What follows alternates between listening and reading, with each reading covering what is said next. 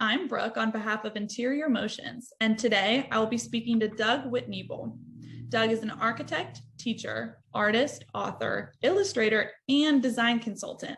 And today he'll be sharing his tips to prepare the next generation of creatives. Hi, Doug. Thanks for joining me today. Hey, Brooke. Thank you. I love your background, by the way. I understand that's your own art. Yes, it is. That's a piece of art. That's from a series that I've been doing, which is basically called plein air painting, meaning painting in the natural. Beautiful. It's really, really beautiful. So let's jump into the questions. Now, I understand that you are now a faculty lecturer at UC Berkeley. Can you tell me what you're planning to do in your teaching this semester? It's a course that talks about, the technical name is Communication Design Graphics using the iPad. So the iPad, in the way I'm presenting it, is really the sketchbook of the digital age. So my intention with this class, it'll be 12 sessions, and we're in our third class right now, is to teach young and, let's say, older students these days who are attending, teaching them how to use the iPad as their design sketchbook.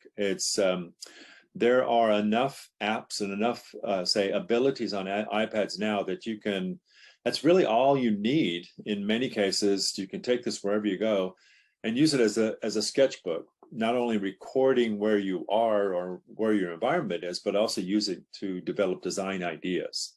So in a nutshell, I'm going to be teaching these students how to embrace the iPad and use it as a digital design sketchbook. That sounds like very valuable information. What are the ways that you think students can best prepare for the working world after graduation?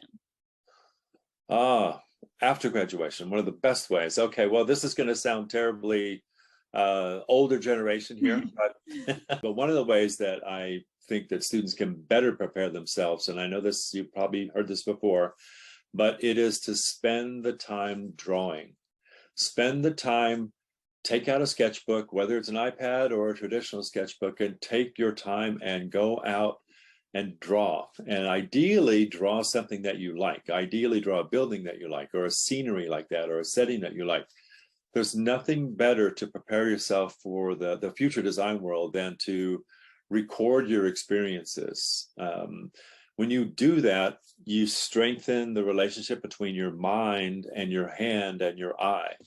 And there's nothing better for a young student going out into the design world to have that as a strong case, or strong skill and strong ability. And there's always employers out there looking for those who have that ability to sketch their ideas quickly. The second thing, I know that we've been limited with, since March 2020, I know that we've had some limits with regards to where we can go these days, especially outside of the country. But the second thing that students really need to do is to travel. There's nothing worse than staying at home, staying inside. And yes, there's wonderful things to check on the internet, but travel is one of those ways that you can literally, figuratively open your eyes to new experiences, new sights, new sounds, new cultures, new food, and new buildings.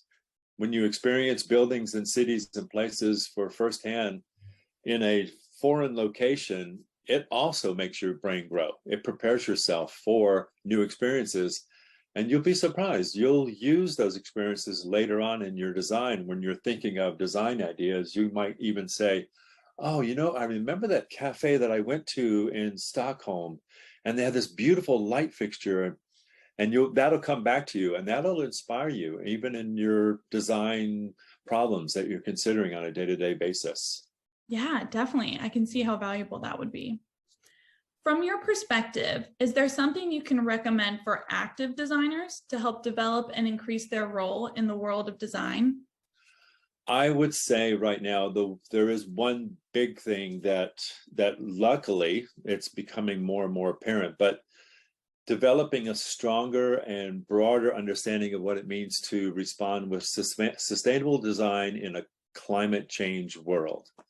The awareness of where our materials are coming from, the awareness of how we use our materials, and being much more aware of what energy is about and what is carbon content all about, embodied carbon in anything that we design. So we are, as stewards of design and stewards of, say, designing spaces for people, we're responsible for using appropriate materials that last, materials that are sustainable. So the best way that I can recommend right now is to get a much better idea of what does it mean to be a sustainable designer, and a designer that understands the true nature of carbon, embodied carbon, and the meaning of energy in their sustainable world. Mm-hmm. Well, those are great insights. Thank you so much for taking the time to share them with us. Brooke, it was a pleasure. Thank you so much for those questions. Thank you.